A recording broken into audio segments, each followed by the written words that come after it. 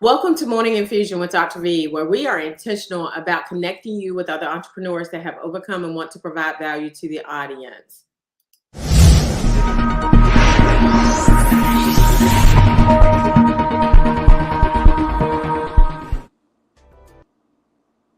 It's Dr. V here, where our coaching program teaches nurses to work from their computers anywhere around the world, making money and owning their own time, building profitable nurse coaching and consulting businesses. So today we have a very special guest who is not an entrepreneur yet. She's coming, but she is an amazing person. So Sherrell, is that how you pronounce it correct? Correct. Sherrell House.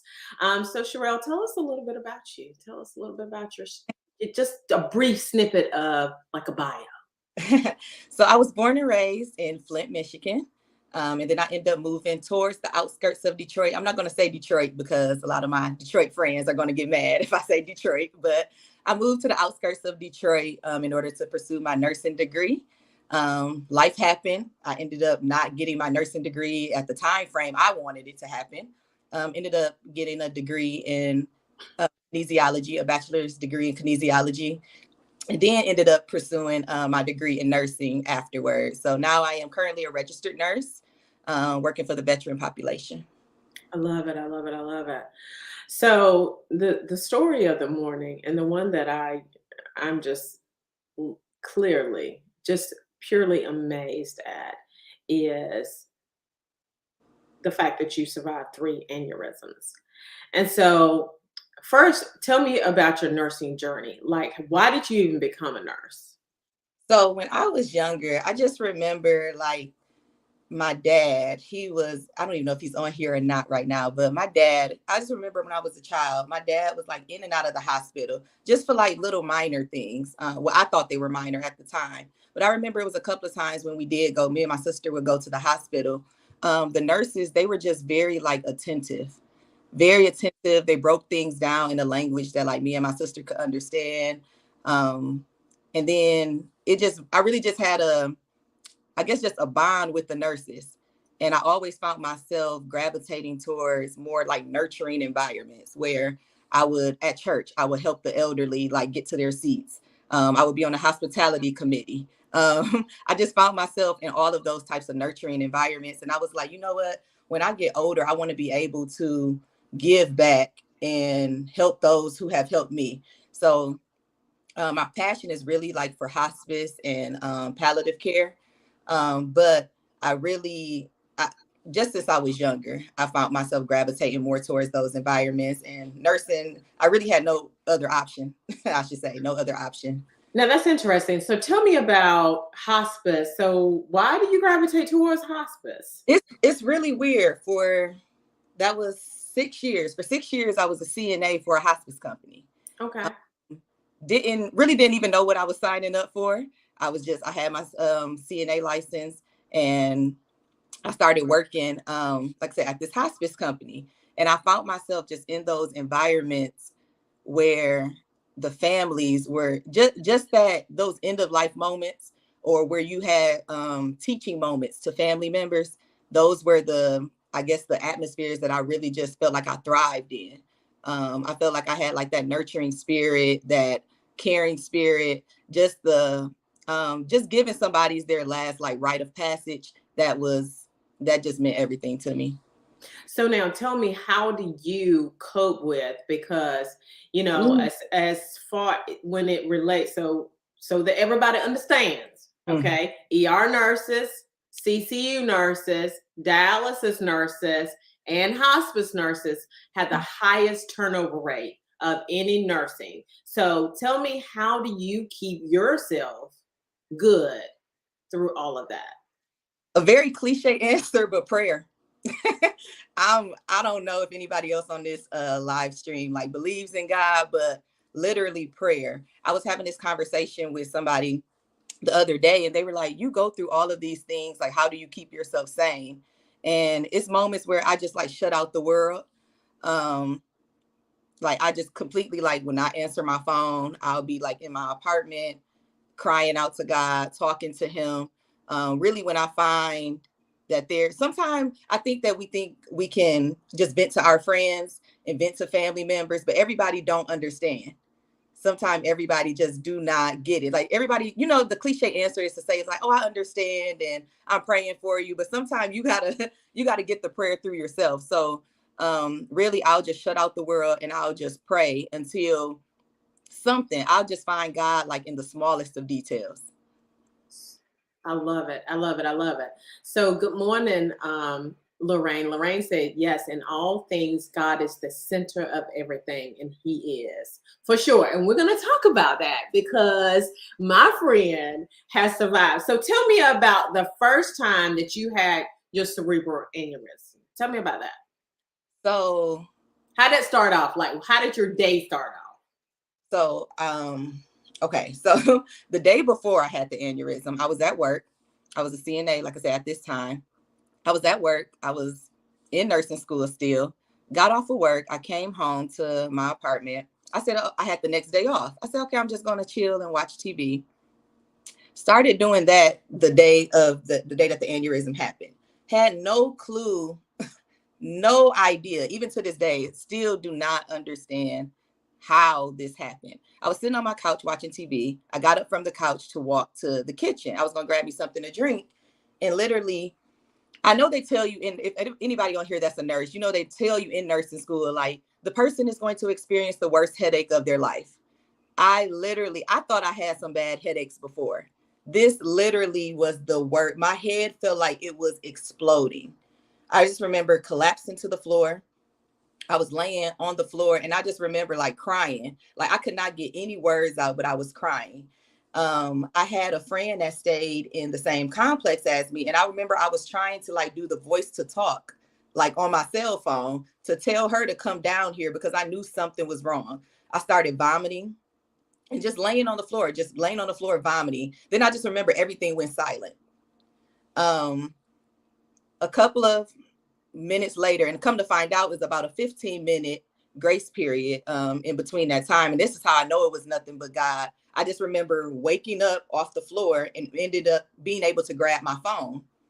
When I grabbed my phone, I tried to call my neighbor. Nobody answered. I remember crawling down the steps. Like I'm just about to get emotional just thinking about it. Crawling down the steps to get to my car because it's a hospital around the corner from me. And nothing but the grace of God again, was able to drive to the hospital. When I got to the hospital, immediately, they took me back and they were like, what's going on? I'm like, my head. I just kept saying my head. Hold up. We got to come back. Yes. So you have a cerebral aneurysm and you are able to drive to the hospital. Wow. Okay, go ahead. I'm sorry. Because we ain't gonna speed past that like we did just hear what you just said, right? So let's just go ahead. Yes, drove to the hospital. It was about 2 blocks over from me. I drove to the hospital. When I got there, immediately my head, it was pounding so much. I don't even remember like walking into the emergency room doors. I just remember all of these nurses and doctors standing around me and we have to hurry up and do a CT scan. I go and get the CT scan done. Maybe 10, 12 doctors came out. Everybody surrounded me and they're like, we need to do emergency surgery now. It was like, you have so much pressure on your skull. We need to relieve the pressure. It was like, when did this start? So now we're looking at the clock. It's like 8:00 at night around this time. And I remember when I first fell on the floor, it was around like 2. So it's no telling how long, you know what I'm saying? Like that amount of time had went by. They were like, you have so much pressure on your skull. They was like, why didn't you come in earlier? And I'm just thinking at the time, like my head is pounding. So I'm asking questions like, can I get some medicine? But now reflecting back, they couldn't give me anything. They had to relieve the pressure first. Like I said, my family stayed in Flint. I just remember putting my cell phone on my chest and I was just crying and I was calling my sister and I was like, y'all need to get to Detroit immediately. Immediately get to Detroit. We drove, they put me in an ambulance. At that time, the neurosurgeon for that particular hospital was at another facility. So So I just remember that day, it was raining, it was cold. They had to get me in an ambulance, take me over to the other facility, which was way across town. And that's when they did the first surgery. So when after you did the first surgery, so I want to acknowledge the people that are on. So good morning, Daniel. And Lorraine said, I can understand. I had a head injury with bleeding on both sides in 2019. So I understand to some extent the headaches, the nausea, the dizziness, unsteady, but God. And we're going to talk about that. We're going to talk about that, but God, today. And so tell me a little bit about like how after you had the surgery, like how long were you in the hospital, and then you just tell me a little bit about that. So I ended up being in ICU for going on for a little over 14 days, so a little over 2 weeks. I was in neuro ICU. And I just remember during that time, I had so much support from my family, my friends, my sorority sisters. I had so much support. And it was one point where the doctors were like, no more visitors.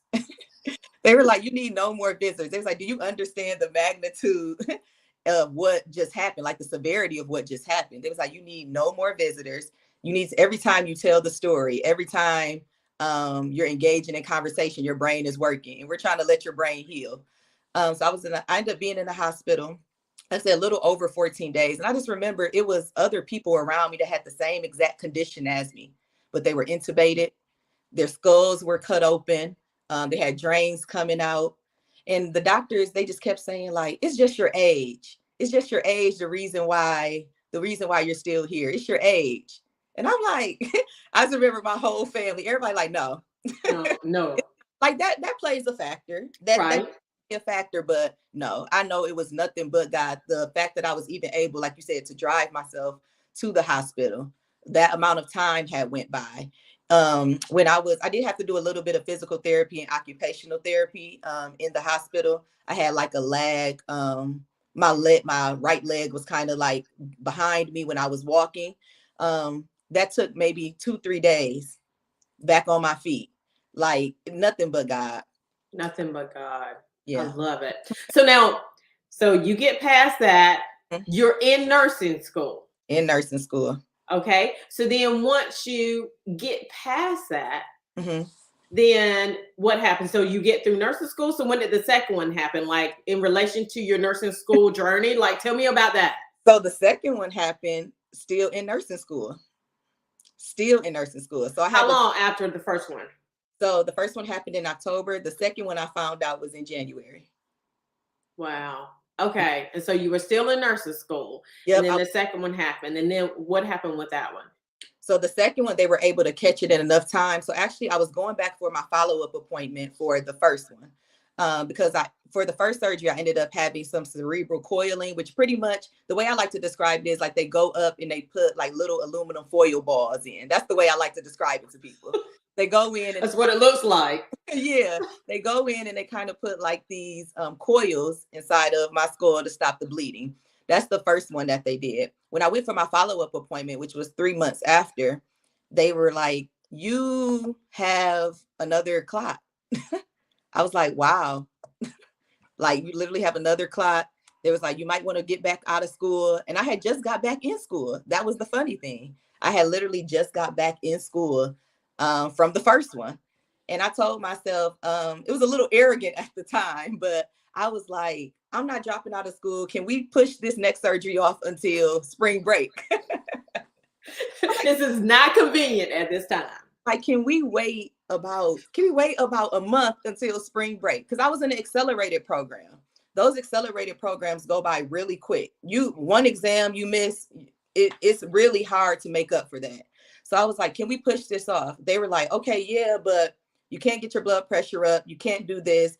It was all of these restrictions. And of course, I don't even know why I had the first aneurysm. So it was like the doctor's telling me not to do all of these things. I'm like, oh, I don't know how to keep my blood pressure down. Like I'm in nursing school. I don't know if that's the reason why it even happened. Like it was so many questions. But the way that the schedule ended up working out, I ended up having a second procedure. Gotcha. They went in and did the same exact thing. So they go in and they do the exact same thing, but you get back in nursing school. Mm-hmm. Now, tell me about, because I want to know, because this is a mentality, Yeah. and it is for sure God inserting himself in your life, right? We know that. So tell me about how that worked for you. There were moments where I was really mad at God. I don't think people, I believe a lot of Christians don't like to talk about this part. They Mm-hmm. like to, because everybody has all of this faith. And that's the thing. I had faith through the entire time. I was like, God, I don't know why this is happening. I was not accepted into nursing school at first. Then I was accepted. Then I was waitlisted. Like, it was so many different factors that had went into play. And I was like, God, I know I'm supposed to be here, but why are things getting delayed? That's the part I didn't understand. I was mad. After my first aneurysm, I was praying, and I had started sharing my story to individuals. And then the second one happened. I was like, okay, God, like, I'm out here really living for you, and I'm telling people all of these amazing things that you have done. And then it was like, in a way, I was like, you allowed this to happen again. Mm-hmm. Those are my exact conversations with God. I remember my family, everybody was like, you're starting to become mean. um, and I really was, and it wasn't really at them. I was just more so, like I said, my faith was really being tested. I was like, every time I feel like I was praying harder and telling, like I said, sharing the story, I was like, God, this keeps happening. How am I out here supposed to be witnessing to people? And then something else keeps happening. It didn't make sense to me, but I just kept on trusting. Every day I would come home and I'll just be like, God, I don't know why, but I'm gonna trust you. That literally was my prayer every morning. I don't know why, but I'm going to trust you. And then things just started happening. I started getting random interviews out of places. I didn't even have my nursing degree at that time, but started getting interviews for places in nursing school. Money started coming because I had to quit my jobs. Money started coming out of nowhere. People that owed me money a while ago. Oh, Sherrell, I forgot I was supposed to pay you. Yeah, sure, I'll take it. I I know need. that's right. I know that's right. It was just like, I tell people all the time, I think people are expected for God to do major things, which he does, but sometimes you find him in the small details, in the very small details. I love the this one video where she talks about God gives his strongest battles, his biggest battles to his strongest warriors, and she's like, when did I sign up for the war? When did I sign up? so and the reality is that the further you dip, the further you bounce back, right? Yeah. And so the reality is that the lower the dip is, the higher the mountain is, right? And so we have to understand that part when it comes to God. And if we keep trusting, faith without works is dead. Of course, you wanted to wait, a semester over in order to have your procedure, but you went ahead and did what was supposed to be done. Yeah. So now tell us about the third one. So after my second procedure, I was going back for follow-up appointments every 3 months. They were like, okay, we see something, but it's not big. We're not even going to call it an aneurysm. No intervention needs to be done. So now that was 2020. No. Ooh, yeah, 2020 going into 2021. Went the rest of that year. No issues at all. Beginning of 2022, so this year, beginning of 2022, I ended up switching neurosurgeons. It's just a lot of different things going on. But I ended up switching neurosurgeons. And when I went to this next neurosurgeon, they were like, yeah, you have another clot. Like, have you been getting headaches? I'm like, I was like, another example of faith. I was like, I just went a whole year without anything. And they were like, no, that clot that they seen on the images back in 2020 and 2021, like you need another surgery. Ended up having another surgery this year in January. Had another surgery. As of August 3rd, 2022, I am aneurysm free. Hallelujah. As of August 3rd, they were like, we don't see anything. I went to my follow-up appointment. They was like, we don't see absolutely anything. Nothing that even resembles an aneurysm. Everything looks great. like come back in a year and we'll do something else and see. But I just, nothing but God. Nothing but God. Nothing. Somebody on Facebook, I'm not sure who you are. You have to give StreamYard permissions, but they said amen. Oh, So one of the things that, I want the audience to understand about aneurysms is that, so explain aneurysms to the audience so that they understand. It's kind of interesting that one of the participants said that he was on his way to an emergent AAA repair. And so, so tell them about an aneurysm, and then I'll tell them what a AAA is. okay. So an aneurysm, it's like so the way our like veins are like arteries. So usually like you see them on a picture, they look like very like I guess just like lines, kind of like a line, I would say. So an aneurysm is when you have like a bulge in the line. So it's kind of hard for me to describe, but like let's say that this part like goes up. Therefore, you have like a bulge. It's like a blockage almost in a way. So for me, the first two that I had were in the center, like literally in the center. So if you like drilled a hole down the center of my head, that is where my first aneurysm was. It was like a bulge in my arteries that were blocking blood flow. So I would say that it was like blocking blood flow. And then my third one was over here on this left side. I believe it's left on the camera, but over on the left side, kind of like in this upper region. It's called like your temporal region. So it was kind of like up here. But it's pretty much an aneurysm, pretty much like a bulge or like a deformity of an artery. So usually all arteries should be going like not really in the same direction, but they all have like a path to follow. Mine, an aneurysm is when you have like a bulge or like a clot in that. And I love the fact that number one, you have survived this. That's number one, but you survived it with no deficits. No deficits, right? So very rarely do people go into your brain and you don't have any deficits. But you survived it with no deficits, and you are living proof that God is who God is. Because many times what happens again is they go in and you have disability from it, but you have not. And your faith is huge in this. And so I am so proud. So Saida said, amen, only God. And it is. I mean, because it is one of those things. And AAA is when you have that, because you have your heart here, and then on the back of your heart, you have that big aorta. It's the biggest aorta you have in your body. And when that bulge that Sherrell was talking about, when they have that bulge, then it bursts. And when it bursts, it's a wrap. Like people have come in and they have been talking to you, and they will die right in front of your eyes. And there's absolutely nothing you can do about it unless you have a vascular surgeon on hand, period. And so I am just, and the two places where you're going to struggle with that happening is in that AAA and in the brain. And you had the second one, right? And you have worked it out. So now, how has life been? So what are you doing now as a result of that? Are you telling your story everywhere? Because that's probably what you need to do. That's what everybody keeps saying. I just started getting comfortable sharing it.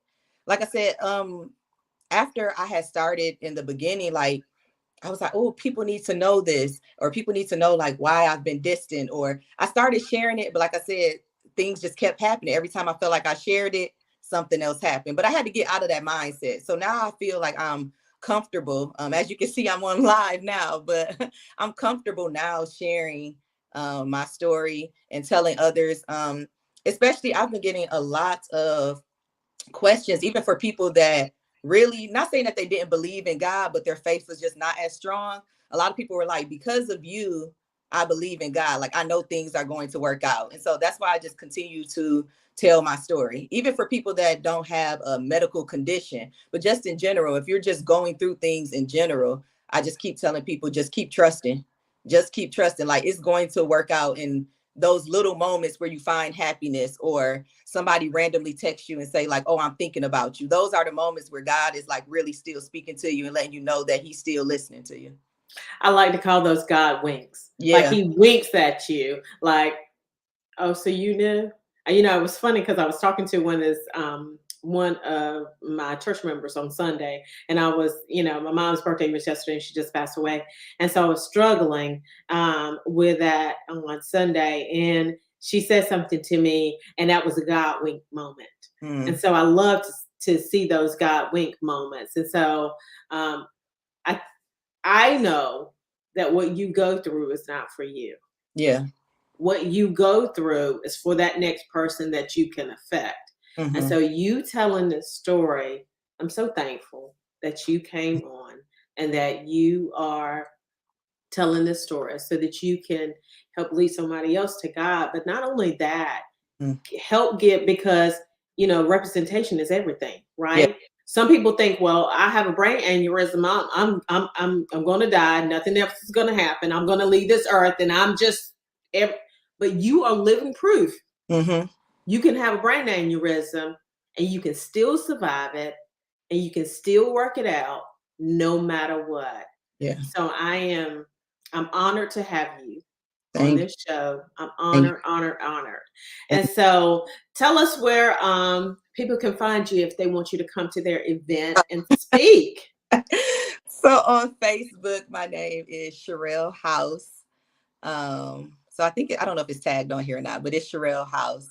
And then on Instagram, it's a little weird, but love underscore RELLISH. I'm about to change it, but it's some people that have different names. So hard trying to find the right one because I want something to be consistent across the board. But Sherrell House on Facebook.